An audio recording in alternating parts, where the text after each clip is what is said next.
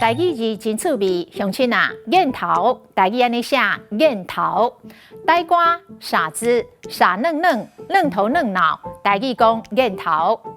人查囡仔甲暗示真久啊，伊還無感覺，真正是戇燕頭。你真正侃燕頭，這種抬頭的生理你也敢做？有一句俗語，一日剃頭，三日煙頭，這都無影咧。人哦，若拄去剃頭剃了，看起來攏嘛燕頭。所以另外閣有一句俗語，講一日剃頭，三日煙頭。啊，有時陣講咱燕頭，嘛是咧表示咱內心的毋甘。你若正燕頭，做甲流汗，互人嫌甲流爛，猶閣無求回報，一直咧做。